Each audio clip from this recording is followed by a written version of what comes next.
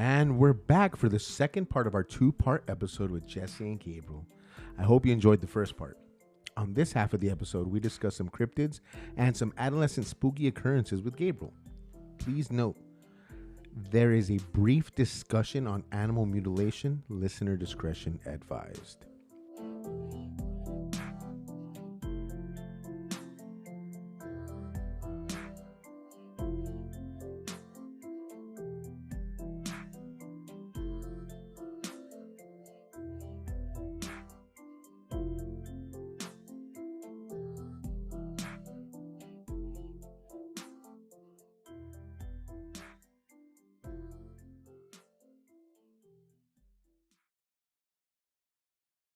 All right, Gabriel. We discussed some cryptids and stuff like that, like skinwalkers. But yeah, man, the floor is yours, sir. All right, brother. That's kind of well. Thank you, Jesse, for those amazing stories. That's hard to fathom. Mine aren't so deep, if you will, but they are events that happened to me. I'm gonna start off when I was around 16, 15, probably like I think a sophomore in high school. So it wasn't too far back, but a little ways back. I first off lived with my mom, grandma, and my brother.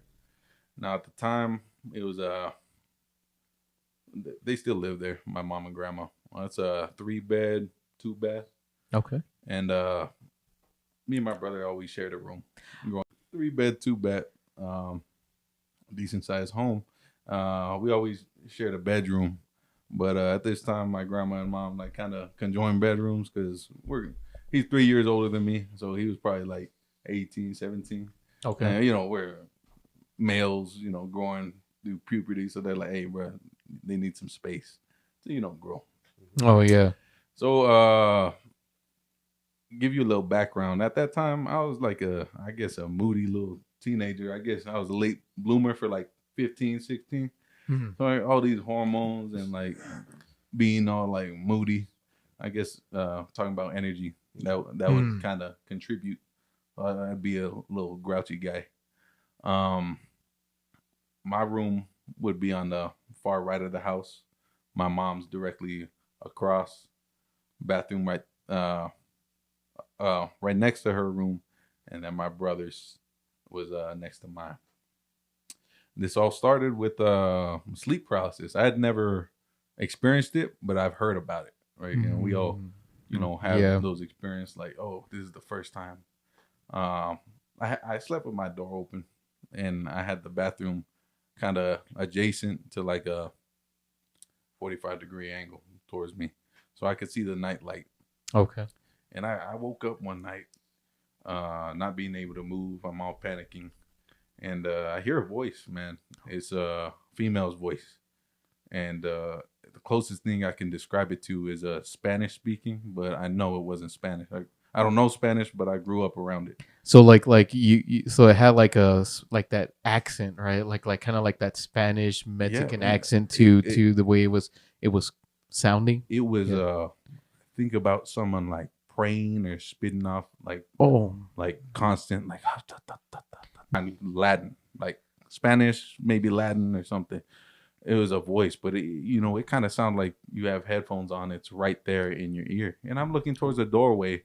All I see is the bathroom light, where the bathroom is situated right near us. So do apologize. Don't mean to interrupt, but so you're hearing kind of like this Latin phrasing, Correct. Yeah, and it's not like Spanish; it's just Latin. Like it was a kind of those lines. And it was a kind of whispering. It was whispering. Like it was so low, and you could just hear it. It was a woman's voice, like. Oh man! In my ear. Okay, that's crazy. And the room is dark, but the only light that you have is across the hallway. Is the restroom. Okay. And, growing up, I was always scared of the dark and all that, but. Real quick before you proceed, you said it was your mom and your grandma? Or mom and grandma in that room across from mine. So would they pray at night? My grandma every night. Every night? Was this around the time where she was praying, or was it? This had to have been around like witching hours. Like she wasn't up at that time. Okay. She would always do it around like 9 till this day, 9 p.m., 8 Oh, p.m. so not like the not like the 2, 3, And you'd 4 see -ish. her nightlight on. Okay. She always had her nightlight, her rosary, Catholic. And no, it wasn't anything like that. It was actually quite literally like someone in your ear. Okay. Oh man. And I tried moving, usual sleep paralysis.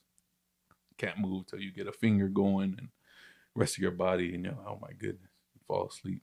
I tell my friends next day at school, like, hey, this happened. They're like, oh, little teenagers, they don't really. And it happens again, like a couple nights later. Same thing. Sleeping, I wake up, whispering. And this happened about 3 times. So about the 3rd time, this is all in a week, 2-week span. The whole story happens actually in a month span. The whispering, it's constant, and I can't move. Same position, looking at the light. But this time it was different. It got louder as she kept going, like more intense. No. Like, no, like whisper, Yeah, female yeah. whisper. And then everything got fuzzy, like when you get caught, I guess, by Slender Man. I wasn't really into that, by the way, but that's the only comparison I can give. And everything gets like, Yeah, because you're TV just you're just getting you're the sleep paralysis. Right. You're groggy. Your eyes, even your sight is just Yeah, trying to adjust to see what's going on, what's happening. And Yeah. I closed my eyes. I opened it back up, and all I see is the Virgin Mary in stone form, and she's crying blood, and I hear her weeping. Man, I hear her weeping, and it's a woman crying, and I see. I don't know how to depict it. I mean, there's certain movies that have the Virgin Mary, with the hood and eyes are stone, but blood was running down her face, and I hear weeping like, oh, a woman. No way. And I'm like, just like that, after seeing that knockout, I don't know what had happened or what. It got fuzzy again, and bam, I'm gone. So I'm sorry to interrupt. I just had a question. All right, so you're asleep and you're hearing everything, right? You can't move. You can't. How old were you again? I was about 15, 16. 15, 16. Yeah. Okay, and then everything started to get fuzzy. I think that's the word you use to Correct. describe it. And then when you close your eyes, and when you close your eyes, did you shut them? Did you force them? Did you close them? It was more like a natural, like just a natural instinct where you're like closing them. It wasn't a conscious like get away from me. It was more like a close, open, and all the images in my head is just her crying blood. Right. And this was with your eyes closed. No, when I reopened open them. Okay, that's right. So it was as if I was, I guess, transported somewhere else, man. Yeah. And that's what I heard and saw, and then it got fuzzy again a couple seconds later, and I passed out. So I was like crazy. And you know what, Abraham, I forgot to tell you this part when we discussed this. I can't remember whether it was before that night or after another sleep paralysis. I actually felt the same thing. Whisper. I felt a cold hand on my forearm. Oh, and man. The best I could describe it, man, is someone skinny but cold grabbing you like this. Oh, no way. And yeah, it freaked me the hell out, man. But I kept, going through these experiences. But that one was physical touch, the sensory of physical touch. That was one of the scariest ones. Now, back to the touch from this entity. Did you feel like, besides it being cold and the fact that you described it being very like slender, very thin? Yes. Did you feel like any like sharpness? Did it scratch you? Did you remember seeing? That's okay. You know what, man? It's it wasn't as far as like, I couldn't say like hostile, like abrupt, like hitting me or moving me Or scratching you? Yeah, but it just touched you, like kind of grasp, and it was firm. Oh, so it wasn't just like a little. It was like a Like it was trying to grab you and pull you somewhere, right? I wouldn't say pull. It just made its presence known quite. Like I'm right here. Right. So Wow. but it wasn't gentle. It was there, but I can't remember it being hostile or whatever. I mean, of course, I'm freaked out. So yeah, I felt the hand, and it was cold. Uh, I can't quite describe anything like it, but I guess if you ever had like someone play the game of where they had like ice cold hands or put it in some ice at a party and just smack the back of your neck, kind of like that cold, but on your forearm. That's crazy, man. That's wild. Yeah. So after that, this was the final occurrence, and it actually happened in the early morning. I would say about like 6:30, 7 a.m. I had a window, big window, but I had like one of those what's the word? I guess not opaque, but those kind of paper curtains where you still get light, but you can't see through it. Yeah, I know what You know what I mean? Opaque is Oh, like yeah, a yeah. Little opaque, I wake up and every morning I would hear my mom across the hallway getting ready. She had the little old radio clocks with the clock and radio mix. You know what I'm talking about? Alarm clock. Yeah, and radio. The little Yeah, combo, Sunny yeah, 99, right. The little you know. combo deal, Yeah. right? What we use before phones. Yeah, Yeah, well, exactly. pretty much. Sorry, BlackBerry days. You know what I mean? But I'd always hear her getting ready. She'd get ready for work or whatnot. Curl her hair, all that. So I heard her getting ready and stuff, and I thought, okay, like I'm good. Like there shouldn't be any problems. Okay. I tried getting up, and best way I can describe it, if you're standing straight with your arms to your side, and my head's actually tilted slightly to the right, so I wasn't looking at the doorway this time. Okay. I was kind of looking at the window/roof. I couldn't get up, and sleep paralysis, it hit me, and essentially I just started hearing the whispering again, man. Oh, So snap. Okay. I heard the whispering, and it's in the morning, so I'm aware that other people are awake, and I'm trying to scream. Nothing's coming out. Obviously, it's sleep paralysis, and I end up, it's overpowering whatever noise is coming from the other room. I just like that other night, it's getting louder and louder. Gradually, she's whispering in my ear until it gets super loud, and she's basically yelling, whispering in my ear, and it stops. And I'm like, okay, it stops. I'm about to regain control on the finger, and gradually, so on and so forth. So about 2-3 seconds after it stops, I have my blanket at my waist. My blanket shoots up to my face. It shoots up to my face, man, and I'm paralyzed. And I'm just trying to process it, paralyzed, with my blanket at my neck, basically almost covering my mouth. And I regain control of my fingers, all that, and I just sit up once I get full mobility. And I just think, like, did this just happen? I mean, there's some things you see in movies or whatnot. I get up and I go tell my mom, "Hey, mom, this happened." No, you're good. You're good. I tell my brother, his name's Abraham as well, but just like yours probably. Yeah. That's fucking weird. I'm sorry, but that's really weird. That's really weird, guys. I'm sorry, but yeah. I tell my brother, and he always busts my balls. He's like, "Nah, you're just weak. It's a skill issue, bro. Like, whatever." Like an asshole. But nah, he was just busting my balls. But I go over to my grandma. I'm like, "Grandma, this has been happening." And before that, I never really told anyone because I never thought it was. I didn't know how to go about it. Essentially, how do I bring that up to my family, which I've never really spoke about the haunted or paranormal with very Catholic people. Tell my grandma, she's like, "Oh, mijo, this and that, So I mean, it's gonna be okay. I'll cleanse the room, go to school, come back. I see my grandma cleansing the room, book of prayers, giving prayers, and ever since that day, it ceased. It stopped. So I had a quick question about that. Yeah, man.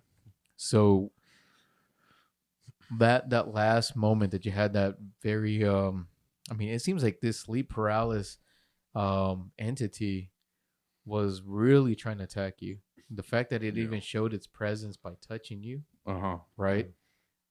When it pulled those or pulled the blanket almost over your head, did you feel the grasp again? Did you feel anything cold, No, man, or you just felt the blanket just shoot up over your face? The blanket just shot up like someone was behind me and just pulled it, man. like up to my chest, or I don't, That because is I'm so laying down on a bed. creepy. There's no one behind me. It didn't cover your eyes. It didn't cover my eyes, but that's my first thought actually was I'm about to get strangled by a damn ghost or something, man. Like, Oh man, that is that is insane. I didn't know what the heck was happening, but yeah, I mean, it's kind of funny now. You know, I'll bring it up to my mom and brother, and they're like, "Oh, you were whatever, you're just tripping." But my grandma took it serious, and she whooped some ass that day, so I appreciate it. How old is your grandmother?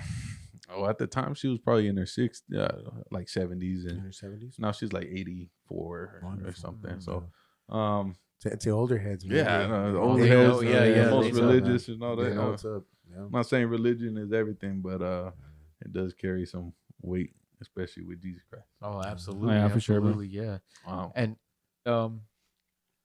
the other times that you experienced that sleep paralysis situation, so this one seems like it was trying to attack you. Yeah. When you fully woke, when you were fully awakened, just kind of like processing everything, did you notice any differences, like anything disheveled, like things moved around in your room?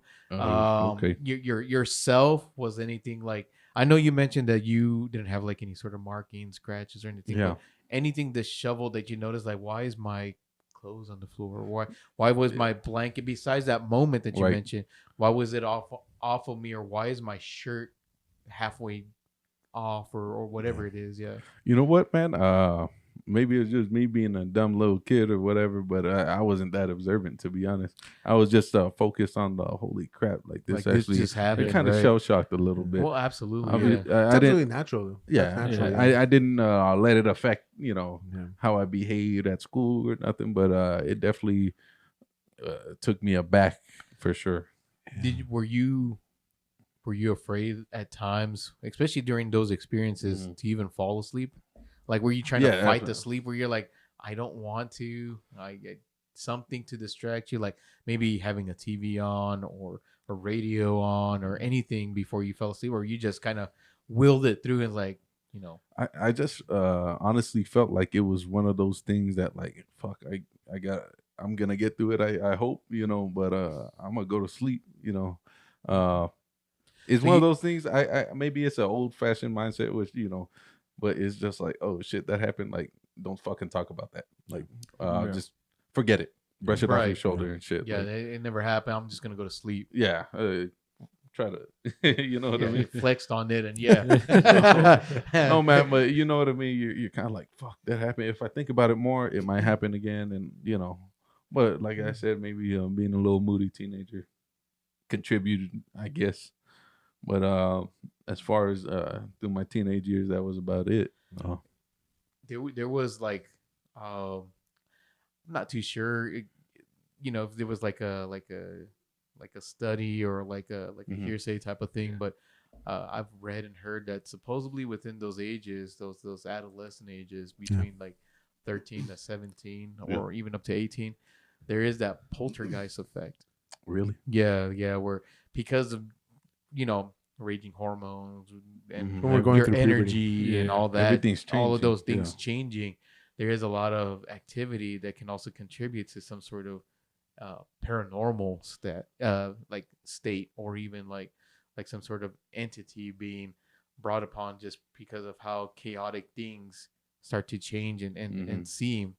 But that's very interesting, and that's crazy, man. That's pretty creepy, man. The fact that this thing, the school of thought, and I think Hans Holzer, Hans Holzer was? No, Hans Holzer's a very famous parapsychologist, probably the most famous parapsychologist. Oh, wow. And he attributed the poltergeist activity, what Abraham's talking about, to the adolescence and puberty going when the kids are going through their hormones and puberty and changing the energy, and those quote unquote noisy spirits, poltergeists, are attracted to that, right? Yeah. Now, in I don't know too much about the subject, but like from what I understand, a lot of people say because of the adolescence and how the immaturity of the child, a lot of it could be a hoax, a lot of it could be faked. But also on the other end of the spectrum, it could be that they're when they're most vulnerable. Because I know puberty was really tough for me, man. Maybe that's something I just want to forget, and part of the story that I'm like, oh, geez, like I never thought I'd be a person that, hey, I've been touched. Yeah. By a ghost. When you put it that way, it's a little like, no. Was there an asterisk to that touch? I think not a be fun. I think when we talk about things, and it was going back to a little bit what Jesse and Jesse and all of us were talking about, is when you talk about things, you kind of reopen. I don't want to say the wounds, but you kind of reopen like your memory and stuff that. And you were when you had a conversation with Abraham about it, but now that you're having that conversation here, it knocks something loose, what I mean? And that's, to me, in my opinion, I feel it's perfectly healthy. It's perfectly good to talk about this kind of stuff. It's always good I respect everyone else's what they feel is best, by all means. My way is not the right way. It's my way, But I think that's a good sign that you remembered that, and then when you just said right now, you're like, maybe I wanted to forget it. Well, maybe you did forget it until the right time, and the right time was now to remember. Exactly, brother. You're absolutely right. We're very spiritual here at Haunted by. We're very philosophical. We're at therapy class. That's what we're here for, my friend. That's what we're here for. Man, so that is crazy. So is it so this is pretty much where the journey of your paranormal experience or the state of some sort of entity began, was pretty much like you mentioned, your teenage years, with starting with the sleep paralysis, and what else affected you later on? So later on, I would enlist in the United States Marine Corps. Okay. Oh, thank you for the service. Absolutely, man. Appreciate that. Thank you. No, I appreciate that, guys. My journey with paranormal things wouldn't start up again until I got to my first duty station. And I'm not gonna get into too much specifics, but I mean, not much that's too classified, I guess. I was up in Washington State. Okay. Beautiful up there. Right. One day maybe I'll visit again. And I think you will. No, that's a for sure. It's beautiful. I've always wanted to be out there. Yeah, the forest and all that. Deep, going fishing, hiking. It's gorgeous, beautiful. To set the scene, man. Okay, so this isn't gonna be the paranormal aspect of it, but it does contribute. I mean, it's a haunting situation, right? For absolutely, yeah. We get there, with my group of guys we went to the school with. I was in the infantry, but this portion I did like a half contract, security forces and infantry, and we're guarding some pretty important assets out there. That's the security forces part. So essentially like a Marine SWAT team, if you will. Gotcha. They took their training very seriously, right? So you would drop to a platoon, right, of Marines. So that's about 30 Marines. And we dropped to something, called, let's just say, their security post. Everyone would rotate a couple weeks at a time, every platoon. Every 30 Marine group of 30 would rotate, and they would post security on whatever assets were there. The thing is, man, the culture at the time, it would change later on, but it would take drastic things to happen. Culture at the time was very, toxic, and so you've heard about hazing and all that. Yeah. I'm gonna go a little into that. You got individuals that would yell, or just, I guess, thrashings at people just for the smallest thing. So you're a little new guy, all scared and all that. They would mess with us. Me and my one of my good friends from the school, later on my roommate. We dropped to the same team, and that first night they're having us train for hours and hours with machine guns and all that till our hands bled. And they even shaved this guy's head, like sit down, your hair's too long. We're gonna shave it, man. And I just remember being in like the rest cycle building, and they're shaving this guy's head. And then there's this guy who's been there a little longer. He's freaking out, man. Like they're Marines, I guess, but it takes a toll on them. Like even at one point, that guy tried to shoot my team leader because it got the animosity got that crazy. Full Metal Jacket style. Yeah, and then they're like, you can't do that. Yeah. So they took him down or whatever. And crazy thing is they let him back on post, and he cooled down. But they didn't give a fuck. They just wanted bodies standing post. And I'm not trashing on the place. It was well run and all that. But this is just some things that happen amongst the Marines when leadership wasn't there. Those are the experiences that you got. Yeah. Once you're on the fan. So you got one of the most messed up stories, and I went through some stuff. Hands bleeding. Smashed my hands with the machine gun on the mounting post, and all of the security vehicle. Crazy shit. You're up for 48 hours. They would give you one tray of food to eat. It was real. You've been through some trials and tribulations before, but this one was more so like a torture. And I remember doing all these things, and you got to remember, like, I think it was 10 pages front and back full of you call it knowledge, which is information. Okay. And verbatim, or else they would fuck you up all night. And they'd rotate guys, so people would sleep, and then they'd rotate other guys so they're fresh, and you're running across everywhere, man. So yeah, just to set the scene, right, of the animosity. Very toxic. Toxic. I mean, there was even stories of these guys being on the post, and we were right by the beach on like these piers and stuff. So you're near the water. These guys, they'd catch the seagulls and cut off their fucking legs, and then they'd put the legs pinned up in their little security building, like fucking all over the place, man. So it was animalistic. It was torture. Fucking brutal, bro. It was hardcore. Barbaric. Right. Right. So we don't want to condone animal cruelty. It's just what happened. But not to digress. So it's a toxic landscape, if you will. So we're there the first night, and we're there for like 2 or 3 weeks. I think it was 3 weeks at the time. No phone, no nothing. In a restricted area, so whenever it was your rest time, basically prison. You go to a prison-like facility, you eat your food, go to bed, take a shit, go on post, eat your food, go to bed, take a shit. So it was that type of lifestyle. And I remember one of my buddies, that same individual that got his head shaved, his name was Benji. I'll put his actual name. He is now deceased. So, God rest his soul. Absolutely. But Benji they would have us rotate in the security vehicle who's on the machine gun, and you're like standing on a platform, and with the machine gun looking at the woods or whatever, trying to be a deterrent. If someone comes from the woods or whatever, you're ready.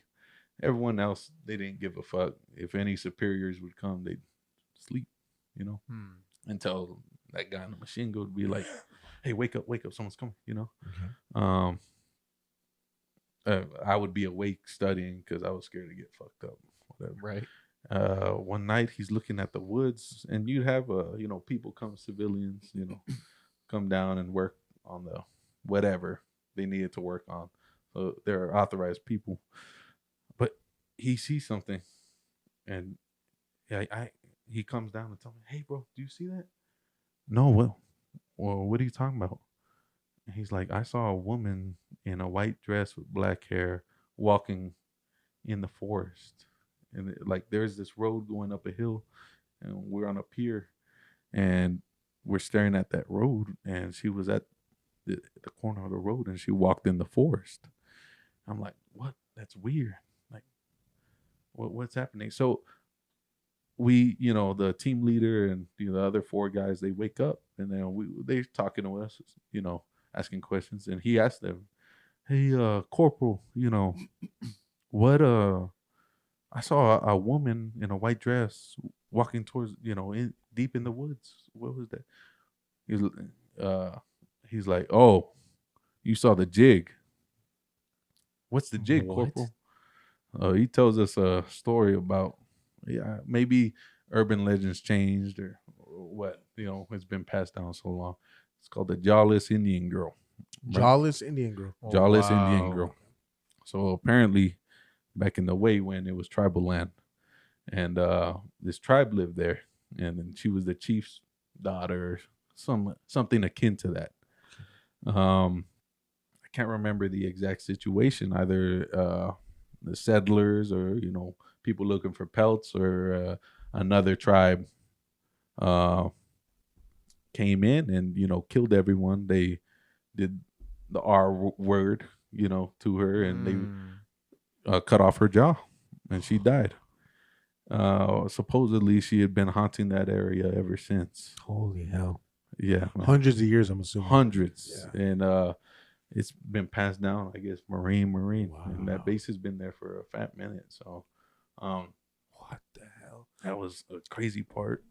You obviously saw her, right? No, I didn't. No, you didn't see. Oh, This was I a said- passed so down, it was the So other. this was no, passed Oh, down. that was That was my yeah, homie, That was your right. homie. That's right. I'm sorry. Same homie at another area. There's a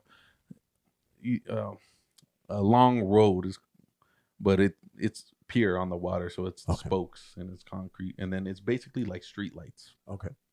And I don't know why he saw so many things. I never really saw something like that, but he comes down and tells me, bro, I just saw something four-legged, stick figure, like walking across the road under the street lights, almost as tall as them, and it was walking. And maybe, you know what, we are sleep deprived, we're getting fucked up, so maybe that has to contribute. And it's always tripped me out.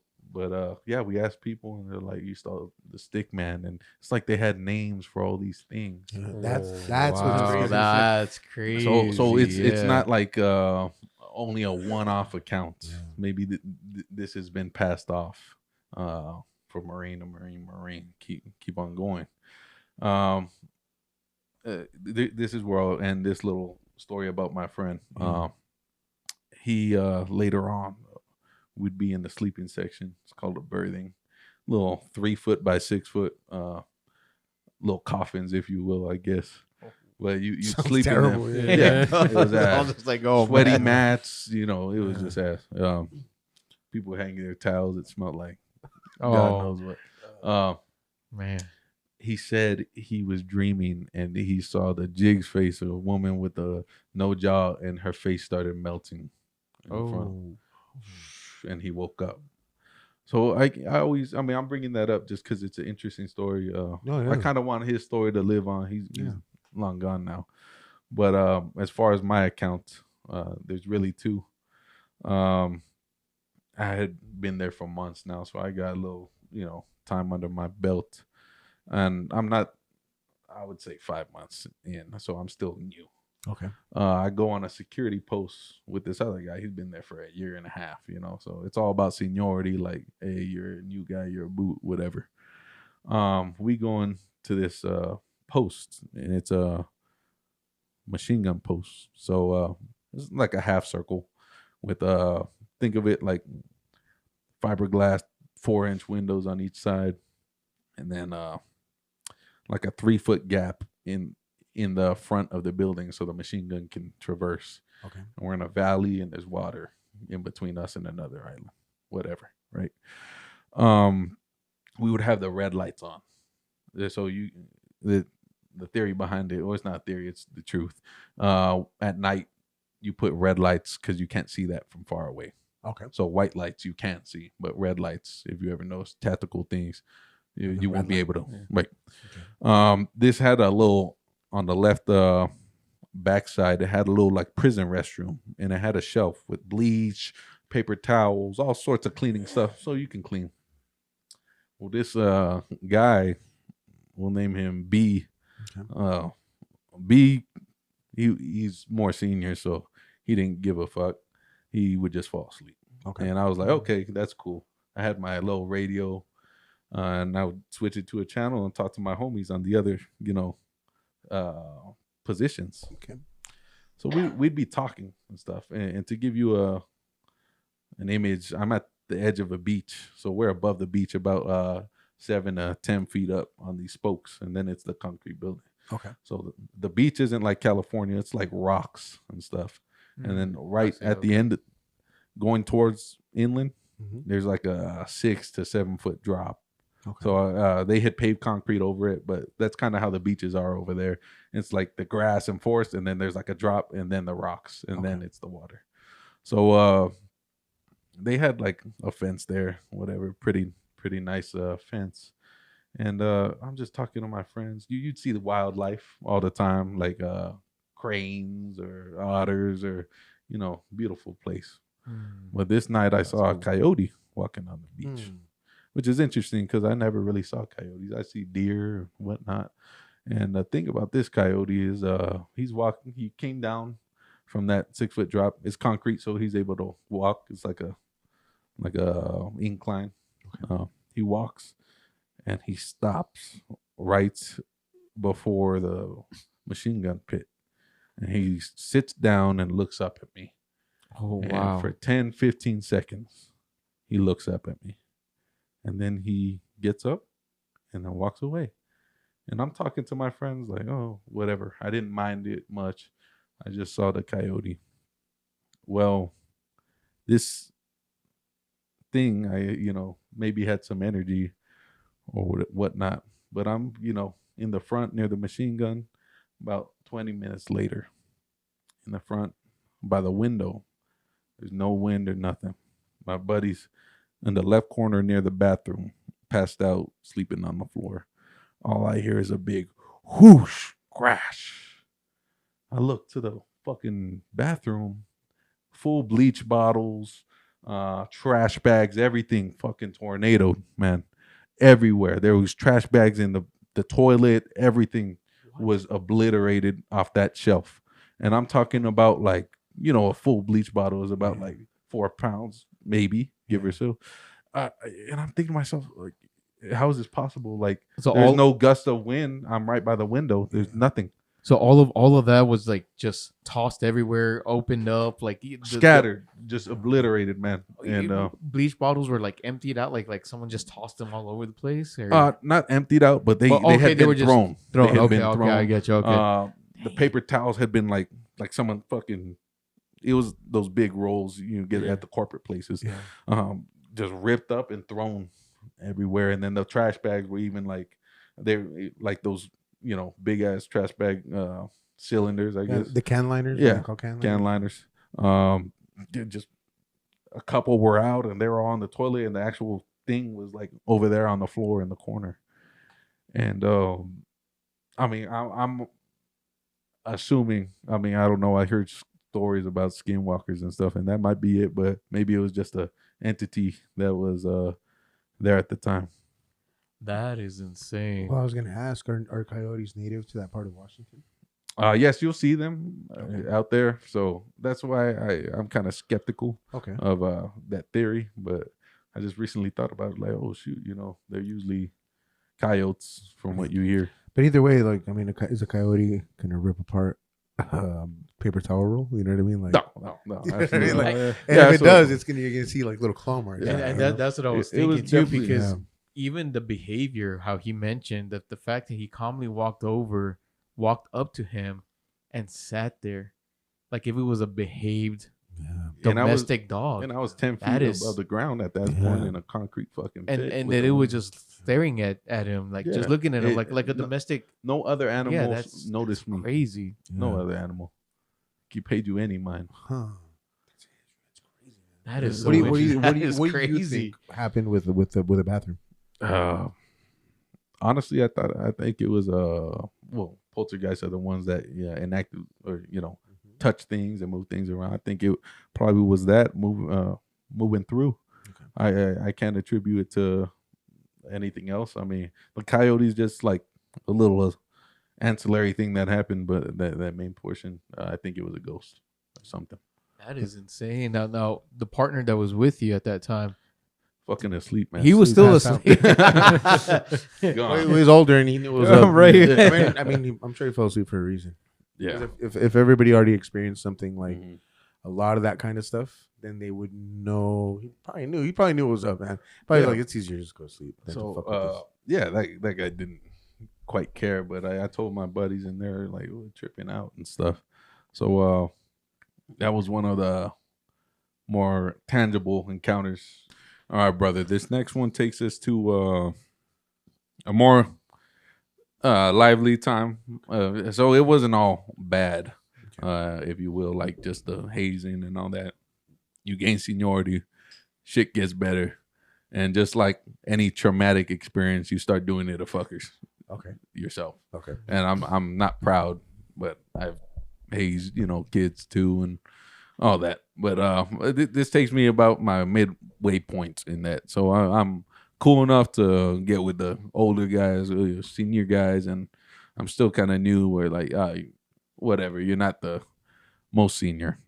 So I'm on this really cool team, man, 5 dudes, and they really don't give a fuck. These guys are about to leave, they're not doing anything to protocol. They sleep in late and then be like, oh shit, we gotta go to post and shit, that type of crew. The lore of this place is kind of wild. So there's different hot spots in this area, and it's quite a big area. I would say from what would I say? The whole, probably Cielo Vista, a whole lot, all the way to Sam's. Okay. Maybe That's even pretty massive. past that. Yeah. It's just you got to drive places, whatever. We got different spots in this area and outside the fenced area. There's different spots. I'm spare you the name of this spot because I don't know if it's not official. Okay. But let's just call it the haunted building. Or Okay. whatever. But there is this bunker in the forest, not too far from where my buddy saw that lady walk to. Ooh, And okay. this bunker was legendary, I guess, if you will. Everyone would pass down, stories about it. But there was graffiti everywhere, and then there was this doll, a makeshift voodoo doll, and you would send the new guys to go say like, "What's up?" Oh, And man. all they have is their fucking little flashlight on their gun. And we carried guns at all times. Yeah. We just make sure they didn't have ammo because motherfuckers would actually shoot, get scared. but I'll probably be that dude. I'll be that dude, bro. guilty. Nah,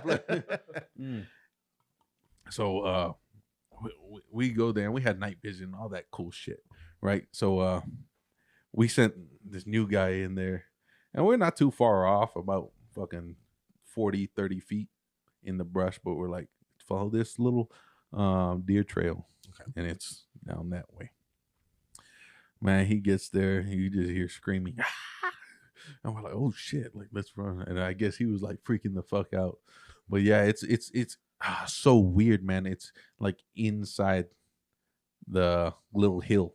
Okay. It's covered by trees and stuff. And you could get lights from the piers, like a secondary light, if you will, or I don't know what it would be called. Excuse me. Yeah, he was just freaking out about this little concrete fort and stuff. And, you got to be careful because there's holes in the top and all that. But it's story to have like hauntings, and that doll is haunted. Okay. What a tradition is, you take the guys there, you write your name, some fucking dumb shit. There's a bunch of dumb shit on the walls. So that's to start this little journey of like, ooh, let's do all the spooky shit in this place, right? Next, we're going on what's called like we make up code names, like a phone op. There's a phone operation. We get outside the restricted area and use our phones and text people, and like, because we didn't have phones. Okay. So we just drive out and pretend we're filling up the truck for gas. That takes phone operator, how tactical. But me and this fucking team, we go outside, bam, and then we go to where our personal vehicles are parked, and it's in this like rinky dink like dirt lot parking lot, and then there's just trees around it, right? And then is just like one street light, and that's it. So we park around it, right? This is I think we turned off the big security truck. It's like no, you know how those big ass vehicles run, and they're on, you know, we're on our phones. I'm in the gun trying to get signal, you know, whatever.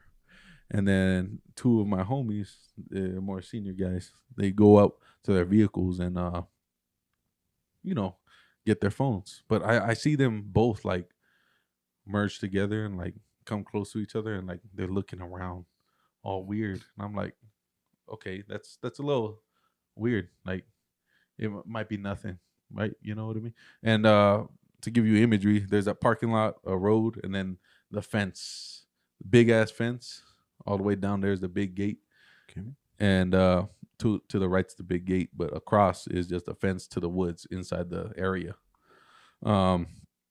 Whatever. I think nothing of it at the time, right? We get back together. You know, we're like, hey, do you want to? They asked me, do you want to check out the chicken coop? What's the chicken coop? Well, the chicken coop's a little rinky-dink shack in the woods, opposite way of the fence, back that way, away from our vehicles, and it's like story to be haunted or whatever, right? And it's haunted by this guy named George. Now George left his camis, which is his military uniform, back way when, and these are story to be older camis, like tricolor back in the 90s, 80s, all that. Okay. I'm 2010s, 20s, you know, so it's a different camouflage, so you know it's older.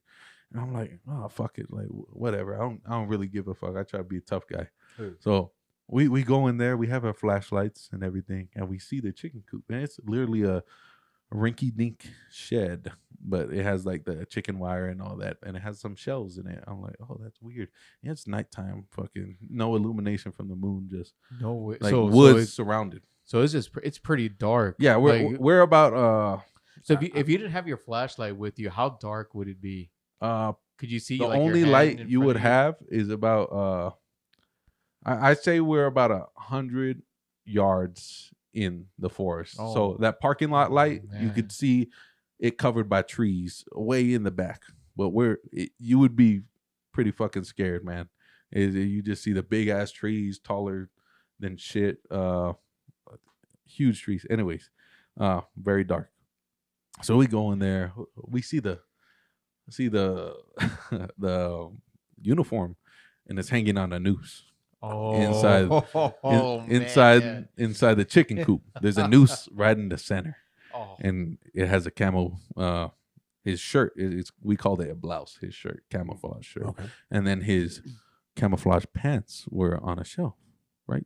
So we're like, oh shit, that's cool, whatever. You know, me, these two other guys, we're about to leave. Like, oh, that was fucking badass. What was it? That's three of us. The two other dudes, were at the vehicle. They just want to be on their phones. Okay. We start heading away, and I don't know why I got the sense that something was weird, you know? So I look behind me, and we're already like, 15 feet away. I turn on my flashlight, point my gun at it. The one on the shelf disappeared. What? It fucking disappeared. And I told them, like, it fucking disappeared. They look at me like some Scooby-Doo cartoon. Bro, they, like the shock of, Raggy? Bro, I kid you not, like when you see someone's face drop, like, man.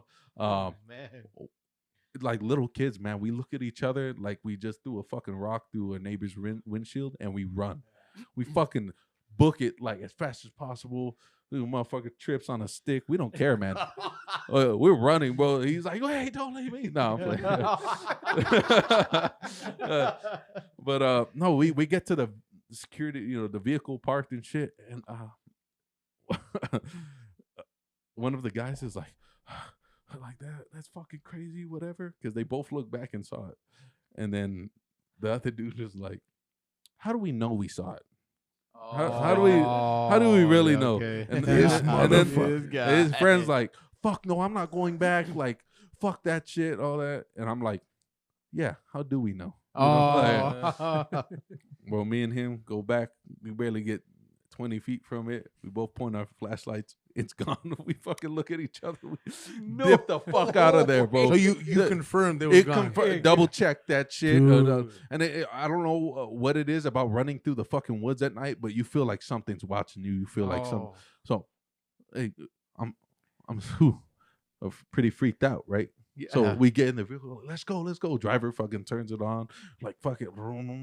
I close the fucking back door, and they're like what are the two swinging doors, right?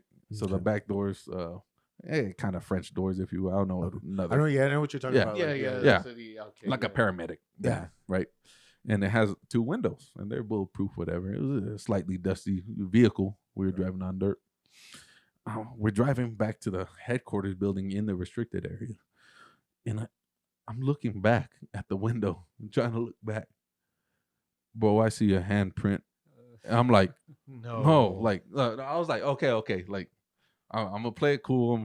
Like, did any of y'all touch the back window? No. What are you talking about? We all look back. We all start freaking out. Like, oh my God, what the fuck? Get to the headquarters building. I was like, we got to think about this logically, right? Everyone put their hand on the other side to measure. The handprint was of a small child. No. Size. Ooh, right? So we're freaking the fuck out. We're like, oh shit, what the fuck? We end up going inside the security, the headquarters building. We go to the office. We telling motherfuckers like our story. And then the two guys are coming back around, the two guys that had in the parking lot when they were using their phones. And I had saw like get together and like look around, like literally lean across vehicles and start searching. They said when they were down there getting their phones, they heard this woman scream across the fence in the forest. They heard a woman scream, and then they heard something to their right by the tree line near the fucking cars. And they said they saw something running on all fours, but it was too big to be a deer and too fast to be a bear. That verbatim. They said they saw something fucking book it into the forest. That. What the fuck is that? Dude, what is that? Creepy, bro. So I maybe it was a fucking bear because they move fast, and there are no black bears around that area, just to say like something all fours, just a silhouette, just. I mean, did they say it was like thick? Was it thin? Because I mean, that's all they said. I mean, it doesn't really. Now that I think about it, it doesn't really make sense. Too big to be a deer, too fast to be a bear. Yeah, bears move fast. Bears move really fast. Yeah. So it could have been a fucking bear, but either way, that's just pretty fucking wild. But either way, though, like to hear a scream, bears and deer don't really look alike. Tampoco, you know what I mean? So It's like, you know, that's a weird comparison. Yeah, I always remember, like, what the fuck? That's weird. It really tripped us out. Yeah, we all started like feeling the goosebumps and shit. That's weird. If I could share one more secondary story. Absolutely. Yeah. Go for it. So, go for it. This area is haunted, man. It's crazy. So I remember I told you about that machine gun post. Total opposite end. Before those nice machine gun posts on the beach were created, you know who Doctor Who, right? That's a TV show. You know how he has the little English Connex box, the phone, the phone booth thing. Yeah, phone booth. Oh, We essentially had those as guard towers, quote unquote, but it was like a white one, and then even the windows were all fucked up and ghetto and all like kind of taped like whatever over it, so no one could see, and people would relax and take off their helmets and when they're not supposed to. Gotcha. One of my best homies, and another friend, he could attest to it. They were on post that night, and they were just talking, chilling, and they're kind of near the fence, right? They're near the fence. That's towards the end of the area, near the fence, and then there's like cleared out grass area for like 10 feet, and then the actual trees, and then right next to it is the beach, the drop off, and then the rocks, and then water, and an island over there. They end up hearing a woman scream. Oh, they're like, what the fuck? Like, they radio in, hey, did anyone hear that? No, negative. They hear a scream. And from this point, you can see the headquarters building, right? So it's not too far off. So essentially you're standing at one side of the street, down the street, last house, you can still see to your whatever side, right? So I was just gonna mention here. Yeah. Do you think possibly, because it seems like there is a woman screaming, right? Yeah. And your friend, he saw that lady in white with long hair. This is a different friend, but yeah. Yeah. Okay. So it's within that area. Do you think it could have been that jig? The jig? The jig? Kind of haunted, man, because it kind of seems like it's following around and kind of prominent figure. Yeah, because it sounds like it's almost saying it's almost coming together as like that really is what's haunting the prominent that area. entity. Exactly. Oh wow, that is maybe taking that form, more familiar form. Yeah, because the fact that it seems like any scream that you hear is that of a woman. A woman. Yeah, that is insane. Screeching like bloody murder, towards the headquarters building, and there's people there. I mean, not outside, it's nighttime, but inside, like a lot of people are there. They hear it towards there. They go outside and like, what the fuck? And they're tripping out. This goes on about 2 or 3 times, but each time left, right. Past the fence, it's a little closer. Right behind, closer from the headquarters building, and they're tripping out. So they're like, oh, what the fuck, kind of on edge. They're sitting there with their rifles, like whatever. They're, waiting. All they hear is footsteps. Right behind the Connex box. No. Woman scream. Way. They immediately react, put their magazines in, put a bullet in the chamber. One goes left, one goes right behind. There's no one there. No way. That is. They heard the footsteps approach. And there's a lot of secondary hand stories about one team try to antagonize it, like, you don't scare me, when they thought it was a Wendigo too. You don't scare me. I was just about to say that the Wendigo. This one team did it right before I got there, and they said they saw eyes in the forest. Fuck all that. He was like, no. This one little Mexican guy, he had balls.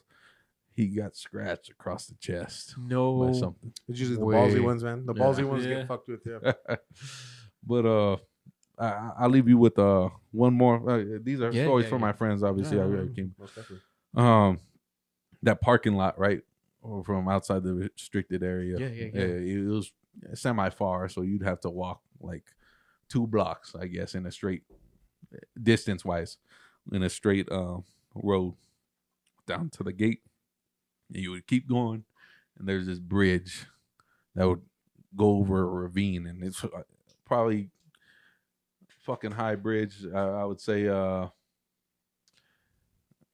Paso terms, as high as the Loop, right? Okay. So yeah, and it's going over a ravine, little river that feeds out into the ocean. Beavers would make dams there, Okay. Pretty cool.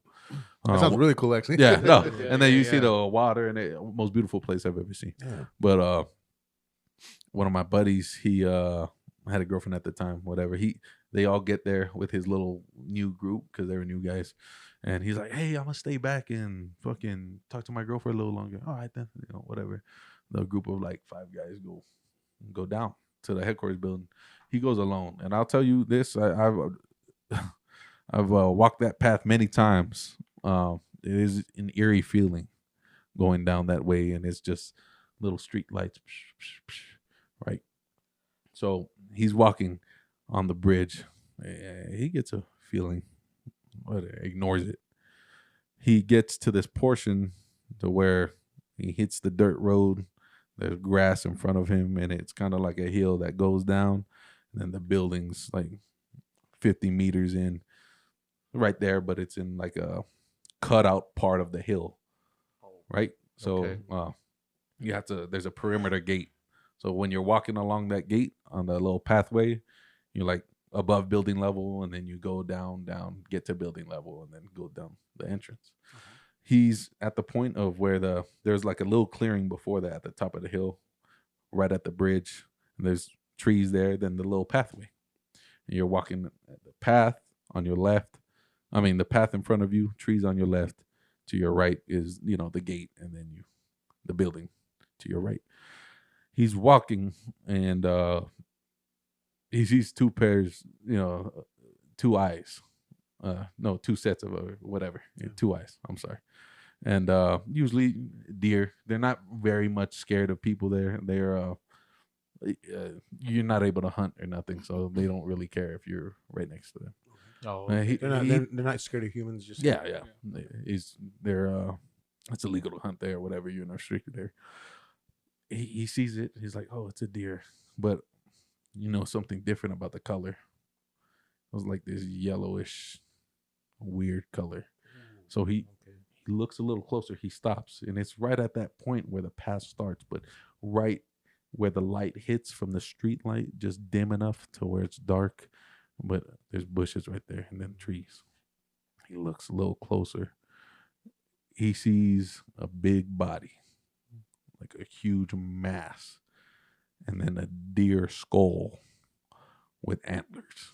No. Pointing up. And then just imagine it, the eyes look at him and tilt its head to the left. Like kind of like interested, like intrigued, like a lion would or a dog would. Kind of sounds like a Wendigo, man. Yeah. That's what I thought. So this man sees it, he tilts its head, and it's a very religious man. He just looks forward, does a cross, and continues walking. He's fine after that. Oh, wow. That's crazy. That is crazy. When you talk about the mass, like I started thinking bear, and then when you said the deer skull, right? It was a deer skull with the antlers. It's skull. Like, and that's what the yellowish eyes were like. Yeah, dude, what the hell, man? That is so creepy. Like, I don't even know how to process that. That's crazy. And the fact that your friend just walked all the way through. Yeah. He didn't run. He didn't. I mean, one would think that like he was running. Running is the absolutely God-fearing man. Yeah. Well, one would think running is the thing that's gonna get you. Maybe I don't know. Probably yeah. And man, there's so many things out there. Like there was big holes when we would patrol out in the woods, like outside the restricted area. There's just acres and acres of fucking woods, and there would just be sink pits, circular holes like wells, so black you couldn't see the fucking bottom, man. No way. That's creepy. That's not creepy. That's scary, bro. That is just creepy. Fuck all that. So it's things like that, and that's everywhere, man. You may never think like, oh shit, that could happen here, there. No, that it's so untalked about or never talked about that there's some weird things happening in every land. Yeah. Our land is ancient, man. Our land is ancient, like, and especially over here in the Americas, like, I mean, in Europe, everywhere, it's ancient.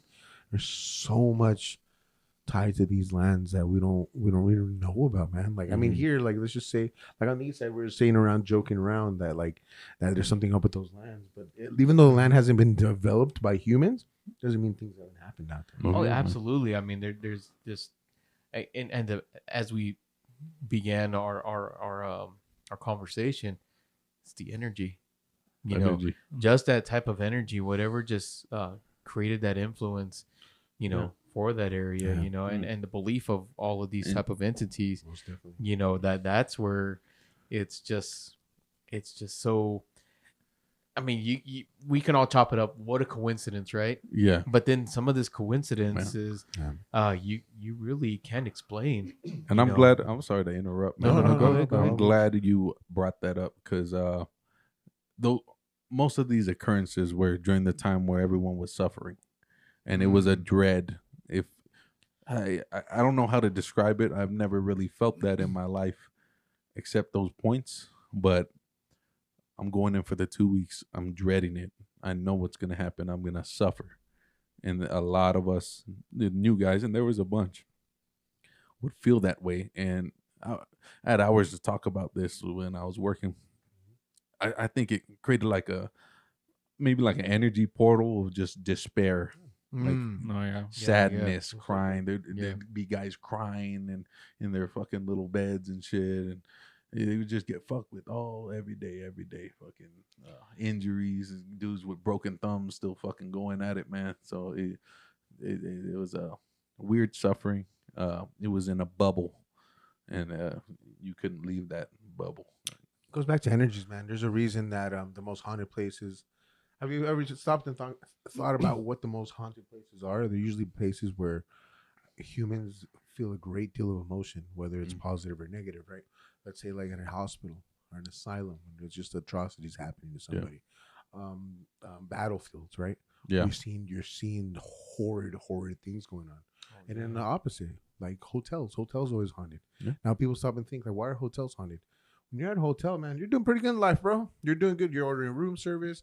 You have someone there to keep you company. You're doing okay, so you feel happy.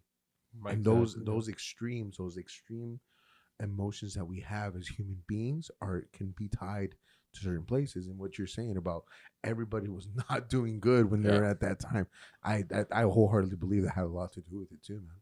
Those energies, you guys are leaving those energies, and in Spanish, I don't know what the word is in English, but it's atrae eso, like it attracts Oh yeah. some sort of entities or energies or whatever. And I wholeheartedly think that that's a lot of the reason it may have been. Plus, the land's ancient. Plus, excuse me, it used to be, or maybe still is, like native land. You know what I mean? There's some like native. Yeah. Yeah, it's tribal. Very tribal. Tied Very to it, man. It's very everything's connected, my friend. Everything's connected, and all the points you touch, all makes sense, man. It all comes in. It's not a coincidence. It all ties Everything. in Yeah, man. So Yeah, that is crazy, man.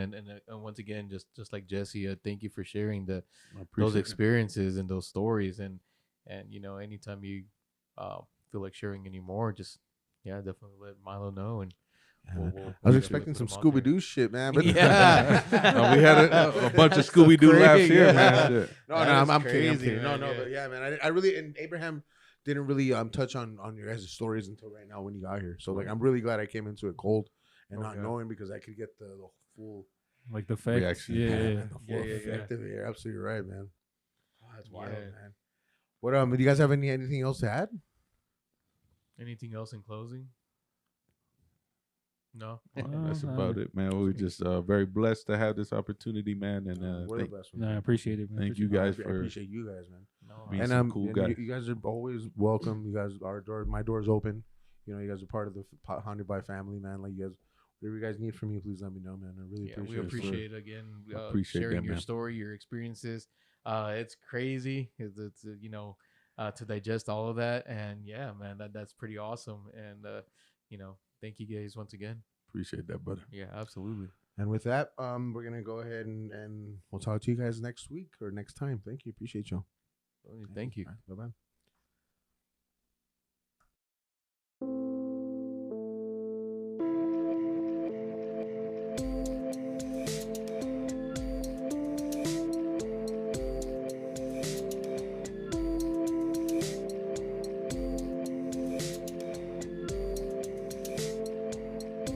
As always, thank you so much to our guests, Jesse and Gabriel, for sharing their stories with us.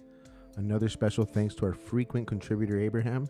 Thanks for your support and for your insight. Lastly, but not least, thank you, dear listeners. We really appreciate you, and thank you for all of your support and love. Good night.